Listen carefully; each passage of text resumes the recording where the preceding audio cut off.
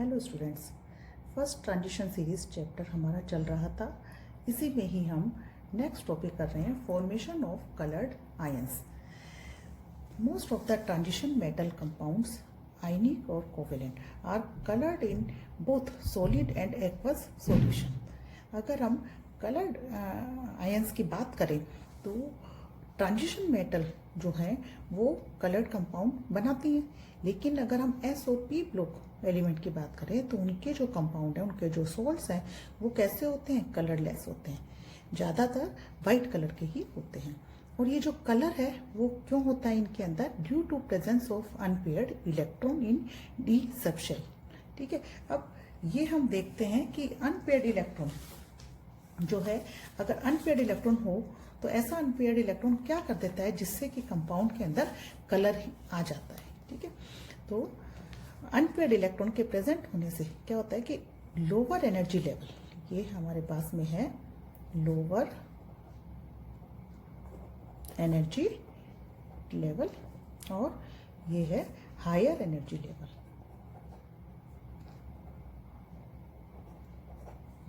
Higher energy level, ठीक है। तो यहाँ पर क्या होता है कि जो अनपेयर्ड इलेक्ट्रॉन है वो लोअर एनर्जी लेवल से एक्साइटेड होकर कहाँ जाता है? हायर एनर्जी लेवल पे। और ये एक्साइटेड कैसे होता है कि जो एच न्यू है सनलाइट से, उसे ये कर लेता है एब्जॉर्ब। ठीक है, विजिबल रीजन कौन सा होता है इसके अंदर? विजिबल रीजन से रेडिएशन को ये क्या करता है? एब्जॉर्ब करता है।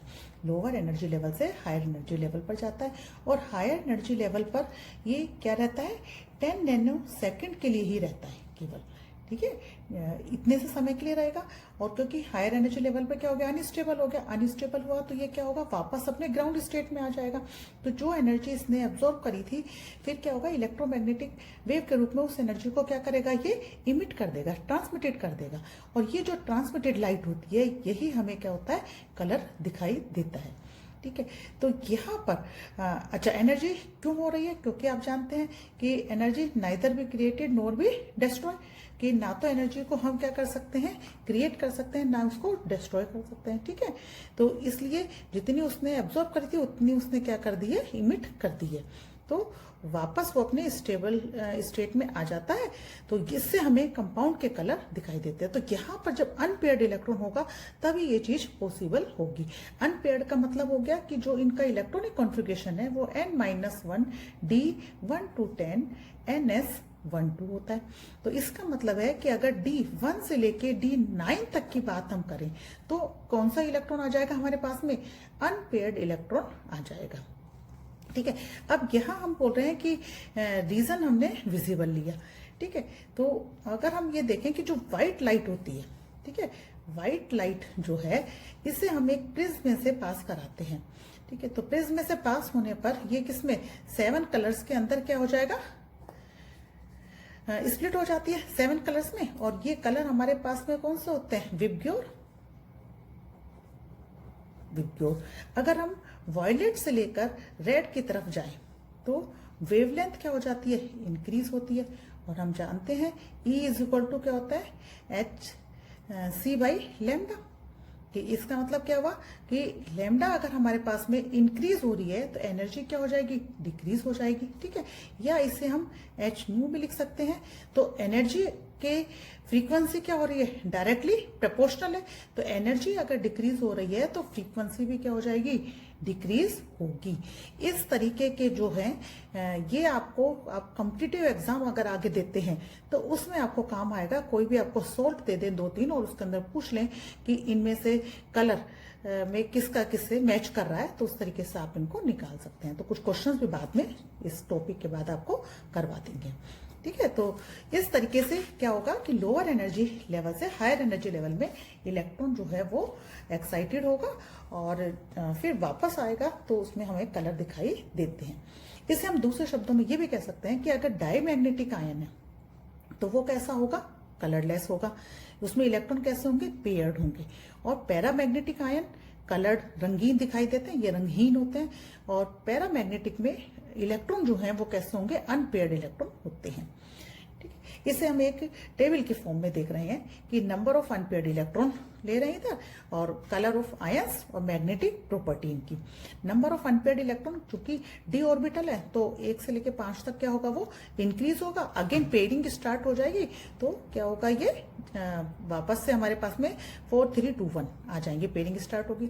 तो अगर नंबर ऑफ अनपेयर्ड इलेक्ट्रॉन 0 है तो इलेक्ट्रॉनिक कॉन्फ़िगरेशन डी का हमारे पास में क्या आएगा, D0 और D10 आएगा। और यहाँ पर आयन कौन से बनेंगे, स्कैंडियम +3 21 है, ठीक है, टाइटेनियम +4 बनेगा तो D0 बन जाएगा। कॉपर प्लस के अंदर क्या होगा, S का 1 इलेक्ट्रॉन इसमें से रिमूव हो जाएगा तो D10 आ जाएगा, और Zn+2 में S के 2 इलेक्ट्रॉन होंगे। तो ये सारे आपको जो इलेक्ट्रॉनिक कॉन्फ़िगरेशन आपको कराया था, तो उससे आप ये आयन बना ही सकते हैं सारे। तो ये इस तरीके से करने से आपकी प्रैक्टिस भी हो जाएगी। तो इसे आप एक बार इलेक्ट्रॉनिक कॉन्फ़िगरेशन खुद लिख के नीचे कर लेना। तो ये सारे के सारे क्या हुए, हमारे कलरलेस हो गए। मैग्नेटिक प्रॉपर्टी इनकी क्या होगी, diamagnetic. Number of unpaired electron अगर 1 है तो क्या हो जाएगा, D1 और D9। 9 में भी क्या होगा, हमारे पास में एक ही अनपेयर्ड इलेक्ट्रॉन आएगा। और आयन कौन से हो गए, टाइटेनियम +3, कलर आ गया पर्पल, वेनेडियम +4 और कॉपर +2, कलर कैसा हो गया, ब्लू, ठीक है। और मैग्नेटिक प्रॉपर्टी क्या हो जाएगी, पैरामैग्नेटिक, क्योंकि पैरामैग्नेटिक हमने बताया D1 से लेके D9 तक जो रहेंगे इलेक्ट्रॉन, उनमें क्या रहेगी, पैरामैग्नेटिक प्रॉपर्टी। तो यहाँ हमारे पास में D1 से D9 तक ही आ जाएंगे सारे ये, ठीक है। तो यहाँ सब में कैसे आ जाएगी property, paramagnetic property. Number of unpaired electron अगर 2 है तो D2 और D8 इलेक्ट्रॉनिक कॉन्फ़िगरेशन आएगा। और आयन कौन से बन गए, वेनेडियम +3 और निकल +2। तो इनका जो कलर है दोनों का कैसा आता है, ग्रीन नेचर, वही पैरामैग्नेटिक। 3 में D3 और D7 vanadium +2 purple, chromium +3 green और कोबाल्ट +2 पिंक कलर का होता है। 4 अगर हुए नंबर ऑफ अनपेयर्ड इलेक्ट्रॉन तो D4 और D6 इलेक्ट्रॉनिक कॉन्फ़िगरेशन होगा। इसमें क्रोमियम +2 में ब्लू, मैग्नीज +3 में पर्पल और आयरन +2 में ग्रीन कलर आता है, पैरामैग्नेटिक। 5 के अंदर केवल D5 ही रहेगा। और यहाँ जो आयन हमारे पास बनेंगे तो आयन बना हमारे पास में Mn+2, इसका पेल पिंक कलर होता है, और Fe+3 इसका भी लाइट येलो कलर होता है, ठीक है।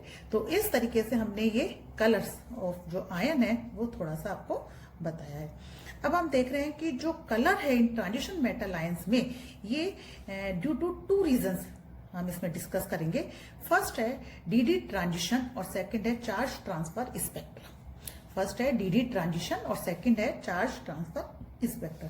डीडी ट्रांजिशन में क्या होता है कि डीडी ट्रांजिशन में पहले हम इसकी कंडीशन देखते हैं। नाम से तो पता ही चल रहा है कि डी ट्रांजिशन है, तो डी से डी में ही इलेक्ट्रॉन जा रहा है, जंप कर रहा है। तो इसमें ligand should be present for splitting, कि सबसे पहली बात तो यह है कि यहाँ पर डीडी ट्रांजिशन तभी होगा जब लिगेंड प्रेजेंट होगा। लिगेंड कोई एनायन हो सकता है, न्यूट्रल हो सकता है विद लोन पेयर का, तो ये प्रेजेंट होना चाहिए। दूसरा, इलेक्ट्रॉनिक कॉन्फ़िगरेशन जो है वो कितना होना चाहिए, D1 से लेके D9 तक, मतलब अनपेयर्ड इलेक्ट्रॉन प्रेजेंट होना चाहिए इसमें, ठीक है। तो यहाँ पर क्या होता है कि ट्रांजिशन मेटल जो है, अगर फ्री मेटल है ट्रांजिशन मेटल, तो इसमें क्या होगा, जब फ्री है ये, तो 5 जो ऑर्बिटल है, 5 ऑर्बिटल कौन कौन से होंगे, DXY, DYZ, DZX, DX² - Y² और DZ², डी ऑर्बिटल हो गए। तो ये कैसे होते हैं, सेम एनर्जी के, मतलब ये डी जनरेट है। यहाँ हम जो ये स्प्लिटिंग बता रहे हैं ये आपके ऑक्टाहेड्रल कॉम्प्लेक्स के लिए है। ये स्प्लिटिंग जो बता रहे हैं हम ऑक्टाहेड्रल के लिए, और बाद में कोऑर्डिनेशन जब कराएंगे तो उसमें टेट्राहेड्रल, स्क्वायर, प्लेनर सबकी अलग अलग होती है, लेकिन यहाँ एक एग्जांपल आपको ऑक्टाहेड्रल के लेकर हम समझा रहे हैं। तो डी ऑर्बिटल था, ये डी जनरेट हो गया। डी जनरेट का मतलब है समान ऊर्जा के होते हैं ये सारे के सारे।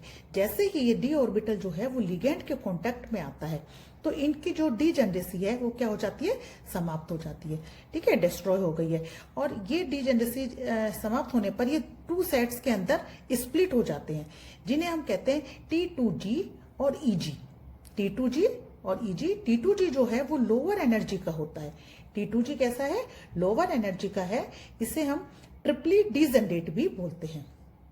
क्या बोलते हैं, ट्रिपली डी जनरेट भी इसको बोलते हैं, ठीक है। और EG जो है वो हायर एनर्जी का है और इसे हम डबली डी जनरेट भी बोलते हैं। तो ट्रिपली डी जनरेट में DXY, DYZ, DZX। आ गया और ये T2G के हो गए और इसमें हमारे पास में कौन से आ गए, dx² - y² और dz²। अब क्या होता है कि जैसे ही हम बता रहे हैं कि लिगेंड के कांटेक्ट में आने से ये क्या होता है, स्प्लिट हो रहा है। तो हमने मान लो एक इसमें देख लिया कि D1 इलेक्ट्रॉनिक कॉन्फ़िगरेशन है, ठीक है, एक इलेक्ट्रॉन था तो सबसे पहले एक इलेक्ट्रॉन कहाँ जाएगा, लोअर एनर्जी लेवल पर ही जाएगा, ठीक है। अब ये एब्जॉर्प्शन यहाँ पर जो रेडिएशन का करता है वो कहाँ से करेगा, विजिबल रीजन से करेगा, और विजिबल रीजन से एब्जॉर्ब कर कर लाइट को ये कहाँ जाएगा, ईजी में। तो जो ट्रांसफर हो रहा है ये इलेक्ट्रॉन का T2G to EG कह सकते हो, या D भी बोल सकते हो क्योंकि ये भी तो D है और ये भी D है, दोनों ही किस में आ रहे हैं, D के ही तो हैं ये। तो इसे हम कि when an electron absorb radiation of certain wavelength, certain wavelength जिसकी भी उसको एब्जॉर्ब करनी है वो वेवलेंथ क्या करेगा, ये एब्जॉर्ब करेगा, और it excited from T2G to EG orbital. T2G से कहाँ चला गया, EG में। और एब्जॉर्प्शन ऑफ लाइट जो है वो अकर कहाँ पर होगा, विजिबल रीजन में होगा। Then colour corresponding to transmitted radiation, जो ट्रांसमिटेड रेडिएशन होगी कॉम्प्लीमेंट्री कलर उसका जो होगा विल बी सीन, वो हमें दिखाई देता है, ठीक है। तो एब्जॉर्प्शन ऑफ रेडिएशन जो है या फ्रीक्वेंसी हम इसको बता सकते हैं इनकी कि लैम्डा जो है हमारे पास में वो किस पर डिपेंड कर रही है, नंबर ऑफ अनपेयर्ड इलेक्ट्रॉन पर डिपेंड करती है, नंबर ऑफ अनपेयर्ड इलेक्ट्रॉन पर डिपेंड करती है, ठीक है। और नंबर ऑफ अनपेयर्ड इलेक्ट्रॉन जितने ज्यादा होंगे उतना ही डी ट्रांजिशन क्या हो जाएगा, ज्यादा हो जाएगा, और जितना ज्यादा डी ट्रांजिशन होगा उतना ही कलर कैसा होगा, डार्क होता चला जाएगा, ठीक है। लेकिन यहाँ पर एक चीज और हम आपको बताते हैं कि जो D5 इलेक्ट्रॉनिक कॉन्फ़िगरेशन है, ठीक है, D5 अगर इलेक्ट्रॉनिक कॉन्फ़िगरेशन की बात करें हम तो वो कैसे होते हैं, मोर स्टेबल इलेक्ट्रॉनिक कॉन्फ़िगरेशन होते हैं। D5 वाले मोर स्टेबल इलेक्ट्रॉनिक कॉन्फ़िगरेशन होते हैं, और इसके कारण ये DD जो एब्जॉर्प्शन है इसका क्या करता है, अपोज करता है।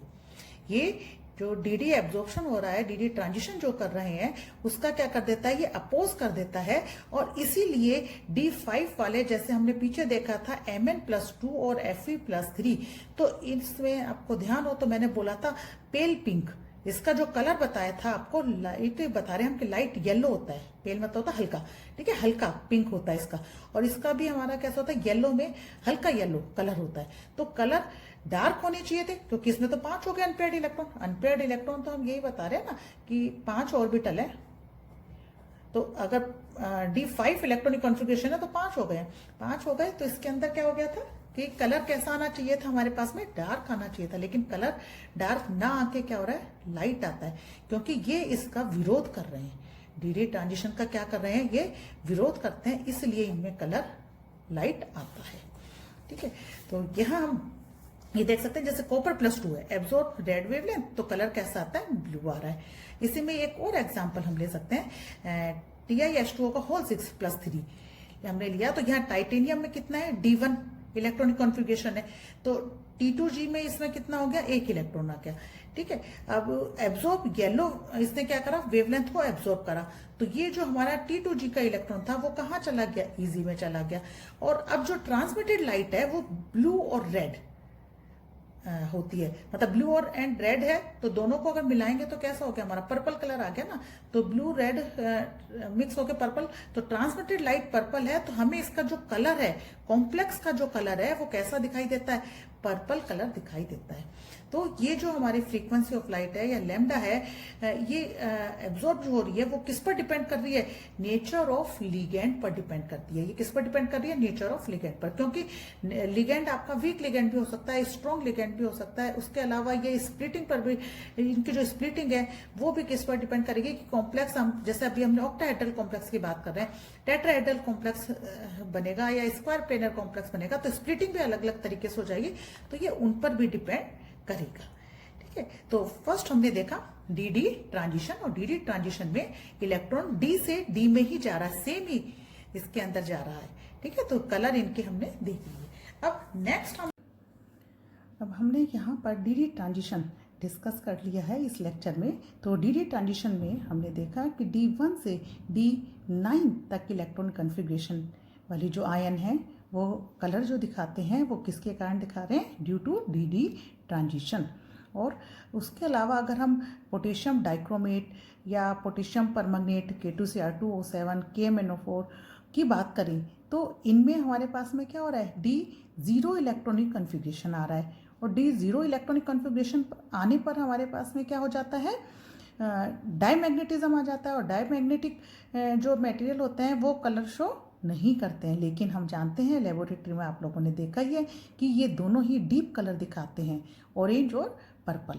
तो इसके बारे में जो हमें डिस्कस करना है वो हम अपने नेक्स्ट लेक्चर में चार्ज ट्रांसफ़र में पढ़ेंगे कि चार्ज ट्रांसफ़र के कारण इनमें कलर दिखाई देता है। तो चार्ज ट्रांसफ़र स्पेक्ट्रा क्या होता है, कलर इसमें कैसे दिखाई देता है, ये हम आपको नेक्स्ट लेक्चर में बताएंगे। Thank you.